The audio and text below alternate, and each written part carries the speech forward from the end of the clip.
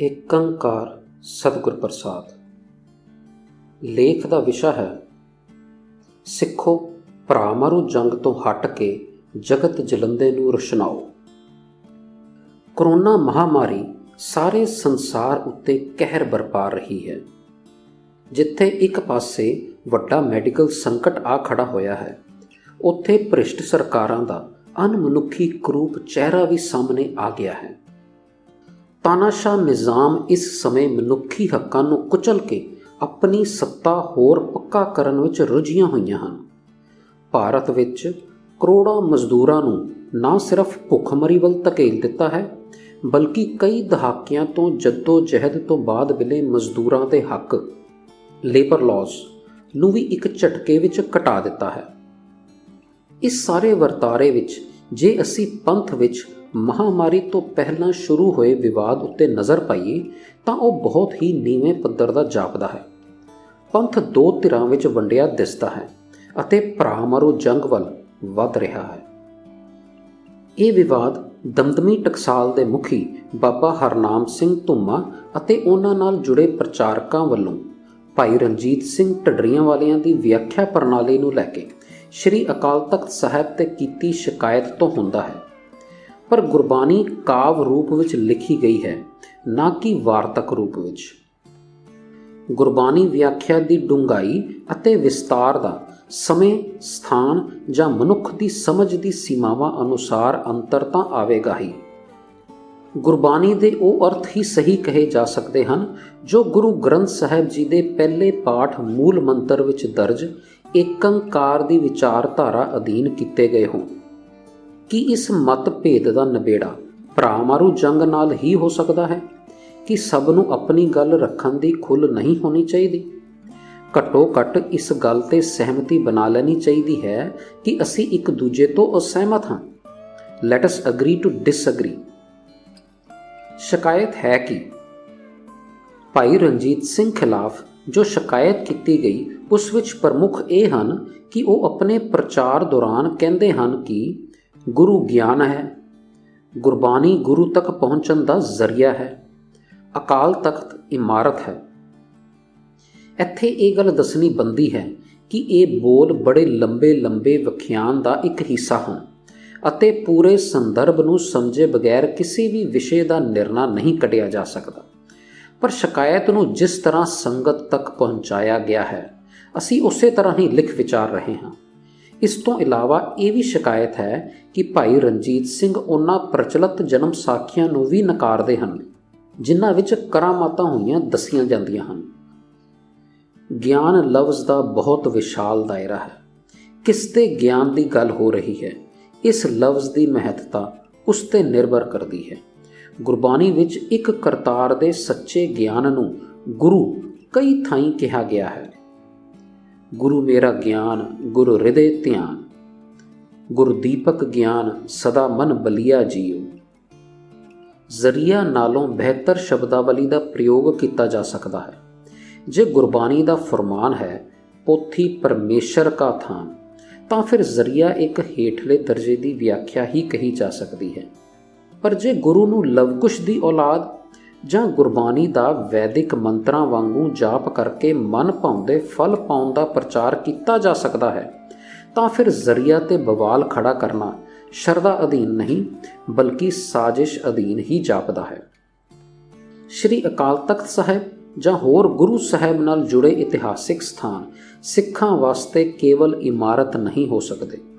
ਸ੍ਰੀ ਅਕਾਲ ਤਖਤ ਸਾਹਿਬ ਸਿੱਖਾਂ ਦੀ ਸਿਰਮੌਰ ਸੰਸਥਾ ਹੈ ਜੋ ਲਾਸਾਨੀ ਸ਼ਹੀਦੀ ਇਤਿਹਾਸ ਦਾ ਗਵਾਹ ਹੈ ਅਤੇ ਪੰਥ ਦੀ ਪ੍ਰਭੂਸੱਤਾ ਦਾ ਪ੍ਰਤੀਕ ਹੈ। ਇਮਾਰਤ ਵਰਗੇ ਸ਼ਬਦਾਂ ਤੋਂ ਸੰਕੋਚ ਕਰਨਾ ਬਣਦਾ ਹੈ, ਪਰ ਜਿਸ ਸੰਦਰਭ ਵਿੱਚ ਇਹ ਗੱਲ ਕਹੀ ਗਈ ਹੈ ਉਹ ਸ਼ਬਦਾਂ ਦੀ ਚੋਣ ਜਿੰਨਾ ਹੀ ਜ਼ਰੂਰੀ ਹੈ। ਇਸ ਵਿੱਚ ਕੋਈ ਸ਼ੱਕ ਦੀ ਗੱਲ ਨਹੀਂ ਕਿ ਸ੍ਰੀ ਅਕਾਲ ਤਖਤ ਸਾਹਿਬ ਦੀ ਸੰਸਥਾ ਦਾ ਰਾਜਨੀਤਿਕ ਲਾਭ ਵਾਸਤੇ ਗਲਤ ਇਸਤੇਮਾਲ ਹੁੰਦਾ ਆਇਆ ਹੈ। ਜਥੇਦਾਰ ਵੱਲੋਂ ਜਨਰਲ ਡਾਇਰ ਨੂੰ ਸਿਰੋਪਾ ਦੇਣ ਤੋਂ ਲੈ ਕੇ ਸਿਰਸੇ ਵਾਲੇ ਸੌਦੇ ਸਾਧ ਨੂੰ ਦਿੱਤੀ ਮੁਆਫੀ ਦੀਆਂ ਕਈ ਘਟਨਾਵਾਂ ਹਨ ਜਿਸ ਕਾਰਨ ਪੰਥ ਨੂੰ ਨਮੋਸ਼ੀ ਦਾ ਸਾਹਮਣਾ ਕਰਨਾ ਪਿਆ। ਜੇਕਰ ਪੰਥ ਦਰਦੀ ਸ਼੍ਰੀ ਅਕਾਲ ਤਖਤ ਸਾਹਿਬ ਦੀ ਸਰਵ ਉੱਚਤਾ ਨੂੰ ਬਰਕਰਾਰ ਰੱਖਣ ਲਈ ਵਾਕਈ ਹੀ ਸੰਜੀਦਾ ਹਨ ਤਾਂ ਫਿਰ ਚੱਬੇ ਦੀ ਧਰਤੀ ਤੇ ਸਰਬੱਤ ਖਾਲਸਾ 2015 ਵੱਲੋਂ ਲੱਖਾਂ ਦੀ ਸੰਗਤ ਸਾਹਮਣੇ ਪੜ੍ਹਿਆ ਗਿਆ ਮਤਾ ਨੰਬਰ 2 ਨੂੰ ਪੂਰਨ ਕਰਨ ਵੱਲ ਕਦਮ ਪੁੱਟਣ। ਉਹ ਇਸ ਤਰ੍ਹਾਂ ਹੈ। ਅੱਜ ਦਾ ਸਰਬੱਤ ਖਾਲਸਾ ਸਿੱਖਾਂ ਦੀ ਮਹਾਨ ਸੰਸਥਾ ਸ਼੍ਰੀ ਅਕਾਲ ਤਖਤ ਸਾਹਿਬ ਦੀ ਸਰਬ ਉੱਚਤਾ, ਖੁਦ ਮੁਖਤਿਆਰੀ ਅਤੇ ਸਿਧਾਂਤ ਨੂੰ ਲਾਏ ਜਾ ਰਹੇ ਖੋਰੇ ਨੂੰ ਰੋਕਣ ਅਤੇ ਸ਼੍ਰੀ ਅਕਾਲ ਤਖਤ ਸਾਹਿਬ ਦੀ ਪ੍ਰਭੂ ਸੱਤਾ ਨੂੰ ਕਾਇਮ ਕਰਨ ਲਈ ਗੰਭੀਰ ਯਤਨ ਕਰਨ ਦਾ ਐਲਾਨ ਕਰਦਾ ਹੈ। ਇਸ ਲਈ ਜਥੇਦਾਰ ਸ਼੍ਰੀ ਅਕਾਲ ਤਖਤ ਸਾਹਿਬ ਅਤੇ ਹੋਰ ਤਖਤਾਂ ਦੇ ਜਥੇਦਾਰਾਂ ਦੀ ਨਿਯੁਕਤੀ ਅਤੇ ਸੇਵਾ ਮੁਕਤੀ ਦੀ ਸਮੁੱਚੀ ਕਾਰਜ ਪ੍ਰਣਾਲੀ ਨੂੰ ਨਿਯਤ ਕਰਨ ਲਈ ਇੱਕ ਸੁਚੱਜਾ, ਨਿਰਪੱਖ ਤੇ ਪਾਰਦਰਸ਼ੀ ਵਿਧੀ ਵਿਧਾਨ ਬਣਾਉਣ ਦੀ ਲੋੜ ਹੈ। ਇਸ ਸੰਬੰਧੀ ਜਥੇਦਾਰ ਸ਼੍ਰੀ ਅਕਾਲ ਤਖਤ ਸਾਹਿਬ ਵੱਲੋਂ ਨਾਮਜ਼ਦ ਦੇਸ਼ ਵਿਦੇਸ਼ਾਂ ਦੇ ਸਿੱਖ ਨੁਮਾਇੰਦਿਆਂ ਨੂੰ ਸ਼ਾਮਿਲ ਕਰਕੇ 30 ਨਵੰਬਰ 2015 ਤੱਕ ਸ਼੍ਰੀ ਅਕਾਲ ਤਖਤ ਸਾਹਿਬ ਦੇ ਖੁਦ ਮੁਖਤਿਆਰ ਪ੍ਰਸ਼ਾਸਨਿਕ ਢਾਂਚੇ ਦੇ ਖਰੜੇ ਨੂੰ ਤਿਆਰ ਕਰਨਗੇ। ਇਸ ਖਰੜੇ ਨੂੰ ਵਿਸਾਖੀ 2016 ਨੂੰ ਹੋਣ ਵਾਲੇ ਸਰਬੱਤ ਖਾਲਸਾ ਵਿੱਚ ਪ੍ਰਵਾਨਗੀ ਲਈ ਪੇਸ਼ ਕੀਤਾ ਜਾਵੇਗਾ। ਮੀਰੀ ਅਤੇ ਪੀਰੀ ਦੇ ਖੂਬਸੂਰਤ ਸੁਮੇਲ ਨੂੰ ਰਾਜਸੀ ਹਿੱਤਾਂ ਲਈ ਵਰਤਣ ਦੀਆਂ ਸਾਰੀਆਂ ਹੱਦਾਂ ਬੰਨੇ ਟੁੱਟ ਗਏ ਜਦੋਂ 5 ਸਿੰਘ ਸਾਹਿਬਾਨ ਨੇ 24 ਸਤੰਬਰ 2015 ਨੂੰ CBI ਵੱਲੋਂ ਕਤਲਾਂ ਬਲਾਤਕਾਰਾਂ ਵਿੱਚ ਉਲਝੇ ਡੇਰਾ ਸਿਰਸਾ ਦੇ ਗੁਰਮੀਤ ਰਾਮ ਰਹੀਮ ਨੂੰ ਬਿਨਾਂ ਮੰਗੇ ਅਤੇ ਬਿਨਾਂ ਪੇਸ਼ ਹੋਏ ਮੁਆਫੀ ਦੇ ਕੇ ਸ਼੍ਰੀ ਅਕਾਲ ਤਖਤ ਸਾਹਿਬ ਦੀ ਮਾਨ ਮਰਿਆਦਾ ਨੂੰ ਨੀਵਾਂ ਦਿਖਾਉਣ ਦੀ ਕੋਸ਼ਿਸ਼ ਕੀਤੀ ਗਈ। ਇਸ ਨੂੰ ਦੋਗਲਾਪਨ ਅਤੇ ਕਪਟ ਹੀ ਕਿਹਾ ਜਾ ਸਕਦਾ ਹੈ ਕਿ ਲੱਖਾਂ ਸੰਗਤ ਦੀ ਮੌਜੂਦਗੀ ਵਿੱਚ ਸਰਬੱਤ ਖਾਲਸਾ ਵੱਲੋਂ ਚੁਣੇ ਗਏ ਜਥੇਦਾਰਾਂ ਵੱਲੋਂ ਸ਼੍ਰੀ ਅਕਾਲ ਤਖਤ ਸਾਹਿਬ ਦੀ ਮਾਨ ਮਰਿਆਦਾ ਨੂੰ ਬਰਕਰਾਰ ਰੱਖਣ ਦੇ ਮਤੇ ਵੱਲ ਤਾਂ 1 ਇੰਚ ਵੀ ਨਹੀਂ ਵਧੇ, ਪਰ ਸ਼੍ਰੀ ਅਕਾਲ ਤਖਤ ਸਾਹਿਬ ਨੂੰ ਇਮਾਰਤ ਕਹਿਣ ਤੇ ਇਹਨਾਂ ਦੇ ਹਿਰਦੇ ਵਲੂੰਦਰੇ ਗਏ ਹਨ। ਸਟੇਜ ਤੇ ਹੱਥ ਖੜੇ ਕਰਕੇ ਮਤਾ ਪਾਸ ਕਰਨ ਵਾਲੇ ਜਥੇਦਾਰਾਂ ਨੇ ਤਾਂ ਸਰਬੱਤ ਖਾਲਸਾ ਦੀ ਸੰਸਥਾ ਨਾਲ ਵੀ ਧੋਖਾ ਕੀਤਾ ਹੈ। ਹੁਣ ਕੌਣ ਇਹਨਾਂ ਦੀ ਸ਼ਿਕਾਇਤ ਕਰੇ ਅਤੇ ਕਿਹੜੀ 5 ਮੈਂਬਰੀ ਕਮੇਟੀ ਜਾਂਚ ਕਰੇ? ਕਰਾਮਾਤਾਂ ਨੂੰ ਮੰਨਣਾ ਜਾਂ ਨਾ ਮੰਨਣਾ ਕੋਈ ਨਵੀਂ ਬਹਿਸ ਨਹੀਂ ਹੈ। ਇਹ ਠੀਕ ਹੈ ਕਿ ਗੁਰੂ ਪ੍ਰਤੀ ਸ਼ਰਧਾ ਅਧੀਨ ਹੀ ਲੋਕ ਕਰਾਮਾਤੀ ਕਹਾਣੀਆਂ ਨੂੰ ਮੰਨਦੇ ਹਨ, ਪਰ ਇਹ ਨਹੀਂ ਭੁੱਲਣਾ ਚਾਹੀਦਾ ਕਿ ਜਿਹੜੇ ਇਹਨਾਂ ਨੂੰ ਨਕਾਰਦੇ ਹਨ ਉਹ ਵੀ ਗੁਰੂ ਪ੍ਰਤੀ ਬੇਅੰਤ ਸ਼ਰਧਾ ਅਧੀਨ ਹੀ ਨਕਾਰ ਰਹੇ ਹੁੰਦੇ ਹਨ। ਉਦਾਹਰਨ ਵਜੋਂ ਗੁਰੂ ਗੋਬਿੰਦ ਸਿੰਘ ਜੀ ਨੂੰ ਹੇਮਕੁੰਟ ਦਾ ਤਪੀਸਰ ਜਾਣ ਕੇ ਅਨੇਕਾਂ ਸਿੱਖ ਸ਼ਰਧਾਵਸ ਹੇਮਕੁੰਟ ਪਹਾੜ ਦੀ ਲੰਬੀ ਅਤੇ ਔਖੀ ਯਾਤਰਾ 'ਤੇ ਨਿਕਲ ਜਾਂਦੇ ਹਨ। ਦੂਜੇ ਪਾਸੇ ਉਹ ਸਿੱਖ ਵੀ ਦਸ਼ਮੇਸ਼ ਪਿਤਾ ਵਿੱਚ ਬੇਅੰਤ ਸ਼ਰਧਾ ਹੋਣ ਦੇ ਕਾਰਨ ਹੀ ਗੁਰੂ ਨੂੰ ਪਿਛਲੇ ਜਨਮ ਦਾ ਤਪਸਵੀ ਮੰਨਣ ਵਿੱਚ ਗੁਰੂ ਨਾਨਕ ਦੇ ਘਰ ਦੀ ਤੋਹੀਨ ਜਾਣਦੇ ਹਨ।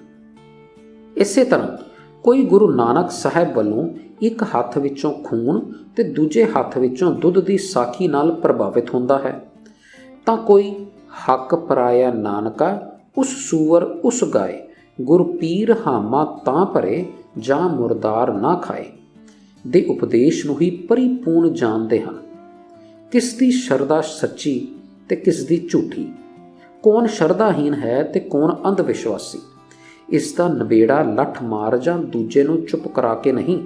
ਇਸ ਦਾ ਹੱਲ ਕੇਵਲ ਇਹ ਹੈ, ਜਬ ਲਗ ਦੁਨੀਆ ਰਹੀਏ ਨਾਨਕ, ਕਿਛ ਸੁਣੀਏ ਕਿਛ ਕਹੀਏ। ਸ਼ਿਕਾਇਤਕਰਤਾ ਧਿਰ ਕੌਣ? ਸ਼ਿਕਾਇਤਕਰਤਾ ਧਿਰ ਉਹ ਹੈ ਜਿਸ ਨੇ ਅਜੋਕੇ ਸਮੇਂ ਵਿੱਚ ਸਮੇਂ ਦੀਆਂ ਸਰਕਾਰਾਂ ਨਾਲ ਰਲ ਕੇ ਪੰਥ ਦੇ ਨਿਆਰੇਪਨ ਨੂੰ ਢਾਲ ਲਾਉਣ ਵਿੱਚ ਕੋਈ ਕਸਰ ਨਹੀਂ ਛੱਡੀ। ਇਹ ਆਪਣੇ ਆਪ ਨੂੰ ਸ਼ਹੀਦਾਂ ਦੀ ਜਥੇਬੰਦੀ ਵਜੋਂ ਪ੍ਰਚਾਰਦੀ ਹੈ, ਪਰ ਕਈ ਸਾਲ ਬਾਬਾ ਜਰਨੈਲ ਸਿੰਘ ਦੀ ਸ਼ਹਾਦਤ ਤੋਂ ਮੁਨਕਰ ਰਹੀ ਅਤੇ ਪੰਥ ਨਾਲ ਸ਼ਰੇਆਮ ਝੂਠ ਬੋਲਦੀ ਰਹੀ। ਦਮਦਮੀ ਟਕਸਾਲ ਦਾ ਅਮਰੀਕ ਸਿੰਘ ਅਜਨਾਲਾ ਵਾਲਾ ਧੜਾ ਅੱਜ ਤੱਕ ਜਰਨੈਲ ਸਿੰਘ ਭਿੰਡਰਾਂਵਾਲੇ ਨੂੰ ਸ਼ਹੀਦ ਨਹੀਂ ਮੰਨਦਾ। ਇੱਥੇ ਹੀ ਬਸ ਨਹੀਂ, ਬਲਕਿ ਦਮਦਮੀ ਟਕਸਾਲ ਅਤੇ ਅਖੌਤੀ ਸੰਤ ਸਮਾਜ ਨੇ RSS ਦੀ ਮਨਸ਼ਾ ਅਨੁਸਾਰ ਕਈ ਸਾਲਾਂ ਦੀ ਮਿਹਨਤ ਤੋਂ ਬਾਅਦ ਅਪਣਾਇਆ ਖਾਲਸੇ ਦਾ ਆਪਣਾ ਨਿਆਰਾ ਨਾਨਕਸ਼ਾਹੀ ਕੈਲੰਡਰ ਰੱਦ ਕਰਾ ਕੇ ਮੁੜ ਬ੍ਰਾਹਮਣਵਾਦੀ ਬਿਕਰਮੀ ਕੈਲੰਡਰ ਲਾਗੂ ਕਰਾ ਦਿੱਤਾ। ਇਹਨਾਂ ਆਪਣੇ ਛਪਵਾਏ ਗੁਟਕਿਆਂ ਵਿੱਚ ਮੂਲ ਮੰਤਰ ਨੂੰ ਗੁਰਪ੍ਰਸਾਦ ਦੀ ਜਗ੍ਹਾ ਨਾਨਕ ਹੋਸੀ ਵੀ ਸੱਚ ਤੱਕ ਸਿੱਧ ਕਰਨ ਦੀ ਜ਼ਿੱਦ ਵਾਸਤੇ ਗੁਰਪ੍ਰਸਾਦ ਅਤੇ ਜਪ ਵਿਚਕਾਰ ਦੋ ਡੰਡੀਆਂ ਨੂੰ ਹੀ ਛਾਪਣਾ ਬੰਦ ਕਰ ਦਿੱਤਾ। ਇਹ ਰਾਮ ਰਾਏ ਵਾਲੀ ਭੱਜਰ ਕੁਰਹਿਤ ਪੰਥ ਕਿਵੇਂ ਬਰਦਾਸ਼ਤ ਕਰ ਬੈਠਾ, ਸਮਝ ਤੋਂ ਬਾਹਰ ਹੈ। ਭਾਈ ਰਣਜੀਤ ਸਿੰਘ ਬਾਰੇ ਲਿਖਤੀ ਸ਼ਿਕਾਇਤ ਆਉਣ ਤੋਂ ਪਹਿਲਾਂ ਉਹਨਾਂ ਉੱਤੇ ਜਾਨਲੇਵਾ ਹਮਲਾ ਹੋ ਚੁੱਕਾ ਸੀ, ਜਿਸ ਵਿੱਚ ਇੱਕ ਬੇਕਸੂਰ ਗੁਰਭਾਈ ਦੀ ਮੌਤ ਹੋ ਗਈ ਸੀ। ਇਹ ਹਮਲਾ ਸਿੱਖਾਂ ਦੀ ਸਤਿਕਾਰਤ ਛਬੀਲ ਦੀ ਸੰਸਥਾ ਨੂੰ ਦਾਗਦਾਰ ਕਰਕੇ ਕੀਤਾ ਗਿਆ ਸੀ। ਇਹ ਸਭ ਐਵੇਂ ਹੀ ਭੁੱਲ ਜਾਣ ਵਾਲੀ ਘਟਨਾ ਨਹੀਂ ਸੀ, ਪਰ ਜਦ ਮੁਲਜ਼ਮ ਸਰਕਾਰੀ ਸਰਪ੍ਰਸਤੀ ਹੇਠ ਹੋਵੇ ਫਿਰ ਸਭ ਗੁਨਾਹ ਮਾਫ ਹੁੰਦੇ ਹਨ। ਅਸਲੀ ਮੁੱਦਾ ਜਿਸ ਤੋਂ ਭਟਕਾਇਆ ਗਿਆ। ਭਾਈ ਰਣਜੀਤ ਸਿੰਘ ਖੁਦ ਆਪਣੇ ਆਪ ਨੂੰ ਬਾਬਾ ਤੋਂ ਭਾਈ ਦੇ ਸਫ਼ਰ ਦਾ ਪਾਂਦੀ ਮੰਨਦੇ ਹਨ। ਪੁਜਾਰੀ ਨੁਮਾ ਬਾਬੇ ਇਸ ਐਲਾਨੀਆ ਸਫ਼ਰ ਤੋਂ ਬਹੁਤ ਦੁਖੀ ਸਨ। ਸੰਪਰਦਾਈ ਬਾਬਿਆਂ ਨੇ ਪੰਥ ਦੀਆਂ ਪ੍ਰਮੁੱਖ ਸਟੇਜਾਂ ਤੇ ਤਾਂ ਸਫਲਤਾਪੂਰਵਕ ਕਬਜ਼ਾ ਕਰ ਲਿਆ ਹੈ, ਪਰ ਪਿੰਡਾਂ ਵਿੱਚ ਹੁੰਦੇ ਦੀਵਾਨ ਅਤੇ ਸੋਸ਼ਲ ਮੀਡੀਆ ਰਾਹੀਂ ਬਾਗੀ ਸੁਰਾਂ ਨੂੰ ਚੁੱਪ ਕਰਾਉਣ ਦੇ ਮੌਕੇ ਦੀ ਭਾਲ ਵਿੱਚ ਸਨ। ਪੁਜਾਰੀ ਨੇ ਬੜੀ ਚਲਾਕੀ ਨਾਲ ਪੰਥਕ ਸੰਸਥਾਵਾਂ ਦੀ ਆਜ਼ਾਦੀ ਲਈ ਚੱਲ ਰਹੀ ਜੱਦੋ-ਜਹਿਦ ਨੂੰ ਗੁਰਬਾਣੀ ਵਿਆਖਿਆ ਪ੍ਰਣਾਲੀ ਵਿੱਚ ਬਦਲ ਦਿੱਤਾ। ਜਿਵੇਂ ਨਾਨਕਸ਼ਾਹੀ ਕੈਲੰਡਰ ਦਾ ਭੋਗ ਪਾਉਣ ਲਈ ਵਾਰਤਾ ਦਾ ਰੁਖ ਪੁਰਾਤਨ ਪਰੰਪਰਾ ਦੀ ਰਾਖੀ ਵੱਲ ਮੋੜ ਦਿੱਤਾ ਗਿਆ ਸੀ। ਸੰਗਤ ਸੜਕਾਂ ਤੇ ਉਤਰ ਆਈ ਸੀ ਕਿ ਗੁਰੂ ਗ੍ਰੰਥ ਸਾਹਿਬ ਜੀ ਦੀ ਬੇਅਦਬੀ ਦੇ ਦੋਸ਼ੀਆਂ ਨੂੰ ਸਜ਼ਾ ਮਿਲੇ, ਬੰਦੀ ਸਿੰਘਾਂ ਦੀ ਰਿਹਾਈ ਹੋਵੇ ਅਤੇ ਸ੍ਰੀ ਅਕਾਲ ਤਖਤ ਸਾਹਿਬ ਸਿਆਸੀ ਚੁੰਗਲ ਤੋਂ ਆਜ਼ਾਦ ਹੋਵੇ। ਹੁਣ ਉਸ ਸੰਗਤ ਨੇ ਆਪਣਾ ਟੀਚਾ ਇੱਕ ਪ੍ਰਚਾਰਕ ਨੂੰ ਬੋਰੀ ਵਿੱਚ ਪਾ ਕੇ ਕੁੱਟਣ ਭਾਵ ਚੁੱਪ ਕਰਾਉਣ ਤੱਕ ਹੀ ਸੀਮਤ ਕਰਦਾ। ਹਿੰਦੂਤਵੀ ਸਰਕਾਰੀ ਤੰਤਰ ਇੱਕ ਵਾਰ ਫਿਰ ਆਪਣੇ ਫਿੱਟ ਕੀਤੇ ਪੁਜਾਰੀ ਰਾਹੀਂ ਸਿੱਖ ਨੂੰ ਸਿੱਖ ਨਾਲ ਲੜਾਉਣ ਵਿੱਚ ਸਫਲ ਹੋਈ ਅਤੇ ਸਿੱਖਾਂ ਨੂੰ ਆਪਣੇ ਗੁਰੂ ਵੱਲੋਂ ਬਖਸ਼ੇ ਪ੍ਰਭੂ ਸੱਤਾ ਦੇ ਨਿਸ਼ਾਨੇ ਤੋਂ ਭਟਕਾ ਦਿੱਤਾ। ਇਹਨਾਂ ਸਭ ਘਟਨਾਵਾਂ ਦੀ ਗੰਭੀਰਤਾ ਨੂੰ ਲੈ ਕੇ ਪੰਥ ਦਾ ਵੱਡਾ ਹਿੱਸਾ ਕਾਫੀ ਹੱਦ ਤੱਕ ਅਵੇਸਲਾ ਹੀ ਹੈ। ਸਿੱਖਾਂ ਨੂੰ ਉਹੀ ਮਸਲੇ ਗੰਭੀਰ ਜਾਪਦੇ ਹਨ ਜਿਹੜੇ ਸਰਕਾਰੀ ਸ਼ਹਿ ਤੇ ਪੁਜਾਰੀ ਪੇਸ਼ ਕਰਦਾ ਹੈ। ਇਸ ਦਾ ਮੁੱਖ ਕਾਰਨ ਇਹ ਹੈ ਕਿ ਅਜੋਕੇ ਸਮੇਂ ਵਿੱਚ ਗੁਰੂ ਘਰ ਦੀਆਂ ਪ੍ਰਮੁੱਖ ਸਟੇਜਾਂ ਤੇ ਦਮਦਮੀ ਟਕਸਾਲ ਜਾਂ ਉਸਦੇ ਹਮਾਇਤੀ ਪ੍ਰਚਾਰਕਾਂ ਦਾ ਹੀ ਬੋਲਬਾਲਾ ਹੈ। ਟੀਵੀ ਚੈਨਲਾਂ ਤੇ ਜਿਹੜੇ ਕਥਾਵਾਚਕ ਆਉਂਦੇ ਹਨ ਉਹ ਸਭ ਇੱਕੋ ਦਰਸ਼ਨ ਦੇ ਹਨ, ਚਾਹੇ ਉਹ ਮੰਜੀ ਸਾਹਿਬ ਹੋਵੇ, ਗੁਰਦੁਆਰਾ ਬੰਗਲਾ ਸਾਹਿਬ ਜਾਂ ਕੋਈ ਹੋਰ। ਪੰਥ ਨੂੰ ਗੁਰਬਾਣੀ ਵਿਆਖਿਆ ਦੇ ਵੱਖ-ਵੱਖ ਪਹਿਲੂਆਂ ਤੋਂ ਬੜੇ ਯੋਜਨਾਬੰਦ ਤਰੀਕੇ ਨਾਲ ਵਾਂਝਿਆ ਰੱਖਿਆ ਜਾ ਰਿਹਾ ਹੈ। ਇਹ ਵਰਤਾਰਾ ਬਿਲਕੁਲ ਉਸੇ ਤਰ੍ਹਾਂ ਹੈ ਜਿਵੇਂ ਭਾਰਤ ਦਾ ਮੁੱਖ ਧਾਰਾ ਮੀਡੀਆ ਸਰਕਾਰ ਦੇ ਗੁਣਗਾਨ ਵਿੱਚ ਲੱਗਾ ਰਹਿੰਦਾ ਹੈ। ਆਮ ਲੋਕਾਈ ਨੂੰ ਨਾ ਸਿਰਫ ਅਸਲ ਮੁੱਦਿਆਂ ਤੋਂ ਦੂਰ ਰੱਖਿਆ ਜਾਂਦਾ ਹੈ, ਬਲਕਿ ਜਿਹੜਾ ਜਾਗਰਤ ਕਰਨ ਦਾ ਕੰਮ ਕਰੇ ਉਸ ਨੂੰ ਐਂਟੀ ਨੈਸ਼ਨਲ ਕਹਿ ਕੇ ਭੰਡਿਆ ਜਾਂਦਾ ਹੈ।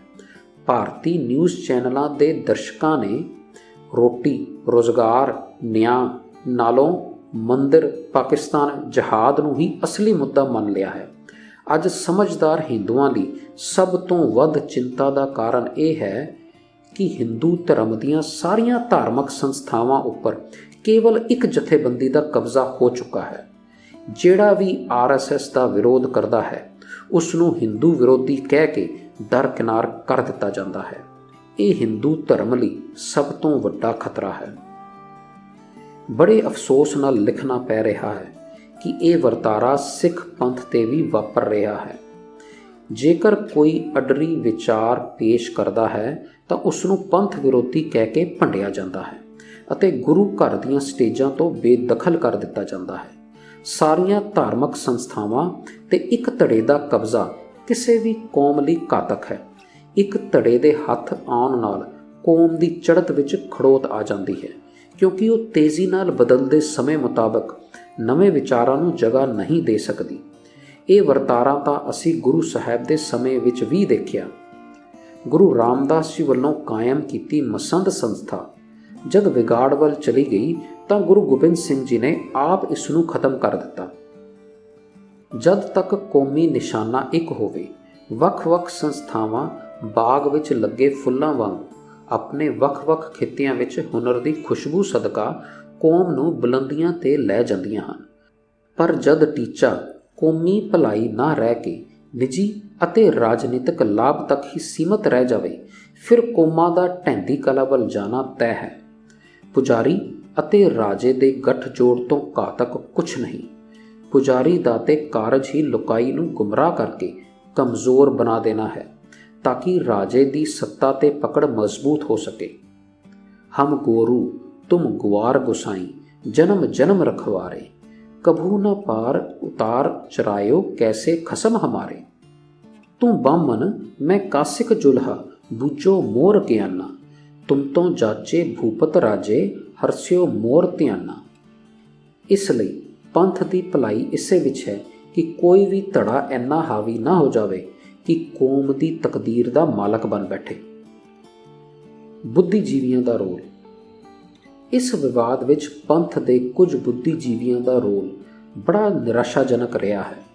ਸਿੱਖ ਵਿਦਵਾਨ ਆਪਣੀਆਂ ਕਿਤਾਬਾਂ ਵਿੱਚ 20ਵੀਂ ਸਦੀ ਦੇ ਸਿੱਖ ਇਤਿਹਾਸ ਨੂੰ ਲਿਖਦੇ ਹੋਏ ਉਸ ਸਮੇਂ ਦੇ ਬੁੱਧੀਜੀਵਾਂ ਦੀ ਆਲੋਚਨਾ ਜ਼ਰੂਰ ਕਰਦੇ ਹਨ। ਭਵਿੱਖ ਵਿੱਚ ਵੀ ਜਦੋਂ ਉਸ ਸਮੇਂ ਦੇ ਵਿਦਵਾਨ ਸਾਲ 2020 ਬਾਰੇ ਲਿਖ ਰਹੇ ਹੋਣਗੇ ਤਾਂ ਅੱਜ ਦੇ ਬੁੱਧੀਜੀਵੀਆਂ ਨੂੰ ਕਸੂਰਵਾਰ ਠਹਿਰਾਉਣਗੇ।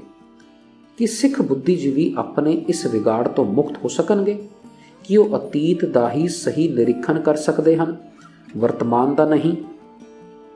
ਪੰਥ ਦੇ ਕੁਝ ਬੁੱਧੀਜੀਵੀਆਂ ਨੇ ਇੱਕ ਪੱਖ ਲੈਣਾ ਸ਼ਾਇਦ ਇਸ ਲਈ ਠੀਕ ਸਮਝਿਆ ਕਿ ਸ਼ਿਕਾਇਤਕਰਤਾ ਧਿਰ ਦੀਆਂ ਬਦਮਾਸ਼ੀ ਅਤੇ ਗਪੋੜਾਂ ਨੂੰ ਚੁਣੌਤੀ ਦੇਣਾ ਉਹਨਾਂ ਦੀ ਵਿਦਵਤਾ ਲਈ ਹੇਠੀ ਹੋ ਸਕਦੀ ਸੀ। ਇਸ ਲਈ ਡਾਕਟਰ ਗੁਰਦਰਸ਼ਨ ਸਿੰਘ ਢਿੱਲੋਂ ਨੇ ਗਿਆਨ, ਜ਼ਰੀਆ ਜਾਂ ਇਮਾਰਤ ਨੂੰ ਚੁਣੌਤੀ ਦੇਣਾ ਜਾਇਜ਼ ਸਮਝਿਆ। ਆਪਣੀ ਵਿਦਵਤਾ ਨਾਲ ਉਹ ਇਨ੍ਹਾਂ ਅੱਖਰਾਂ ਦੇ ਦੀਰਘ ਅਰਥ ਸਮਝਾ ਰਹੇ ਹਨ ਜਿਹੜੇ ਸਰੋਤਿਆਂ ਨੇ ਤਾਂ ਕੀ ਵਕਤਾਂ ਨੇ ਵੀ ਨਾ ਸੋਚੇ ਹੋਣ।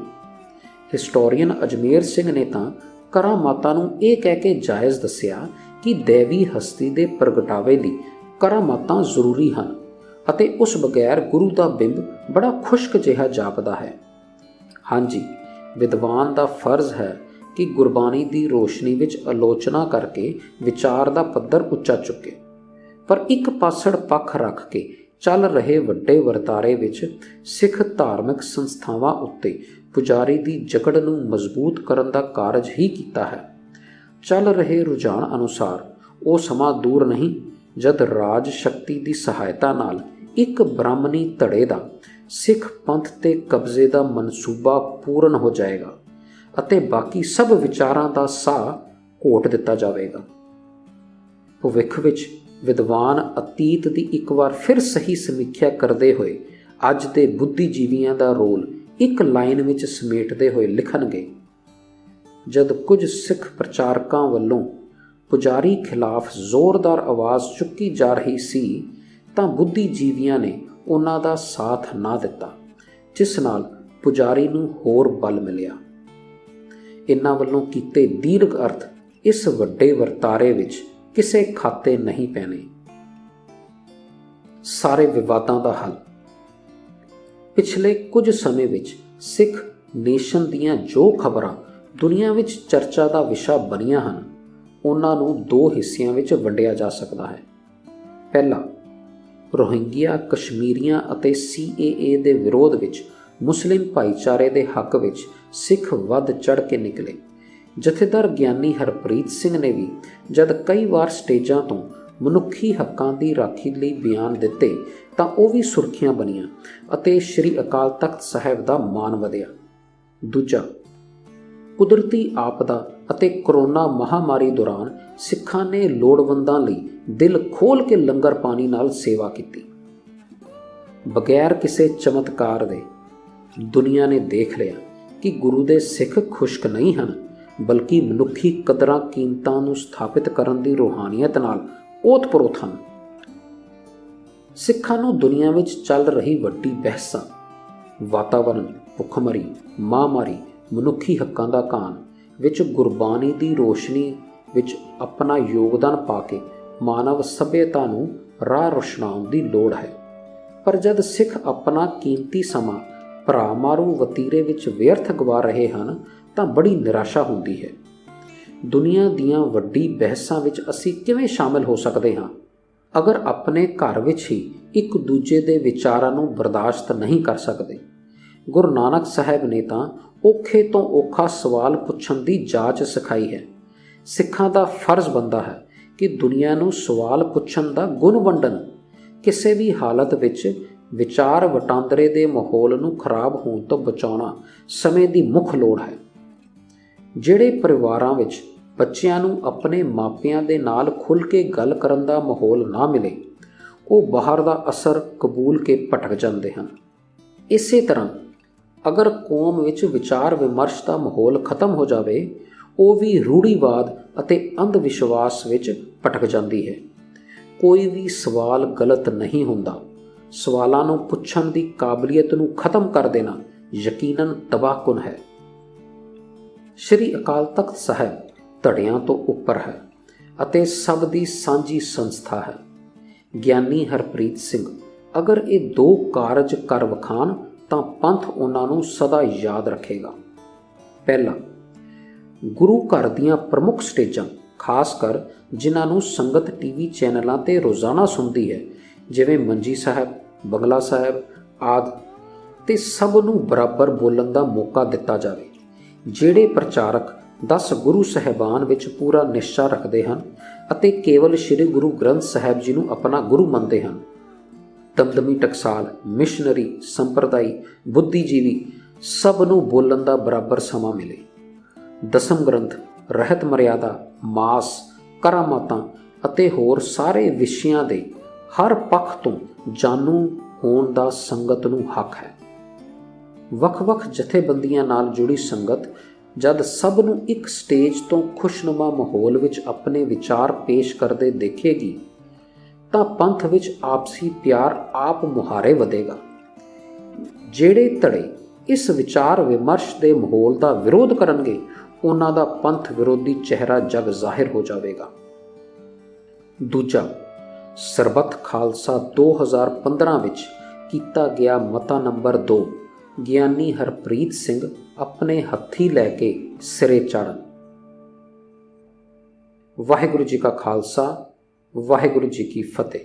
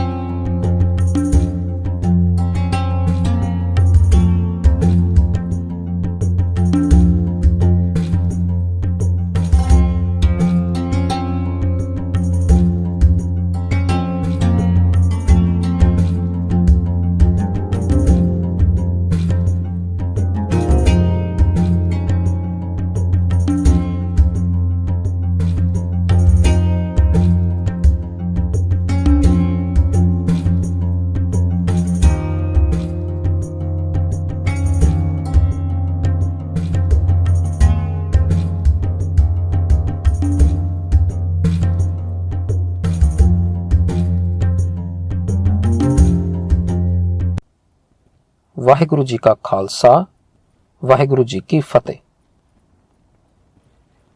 ਉਮੀਦ ਹੈ ਤੁਹਾਨੂੰ ਇਹ ਵੀਡੀਓ ਪਸੰਦ ਆਈ ਹੋਵੇਗੀ। ਵੀਡੀਓ ਨੂੰ ਲਾਈਕ ਕਰੋ, ਹੋਰਾਂ ਨੂੰ ਸ਼ੇਅਰ ਕਰੋ ਅਤੇ YouTube ਚੈਨਲ ਜ਼ਰੂਰ ਸਬਸਕ੍ਰਾਈਬ ਕਰੋ। Sakhi Sikh history and Gurmat mobile application ਵੀ ਹੈ। ਆਪਣੇ ਐਂਡਰਾਇਡ ਜਾਂ ਐਪਲ ਮੋਬਾਈਲਸ ਤੇ ਹੁਣੇ ਡਾਊਨਲੋਡ ਕਰੋ ਤੇ ਸੁਣੋ ਜੀ ਇੱਕ ਸਾਖੀ ਹਰ ਰੋਜ਼।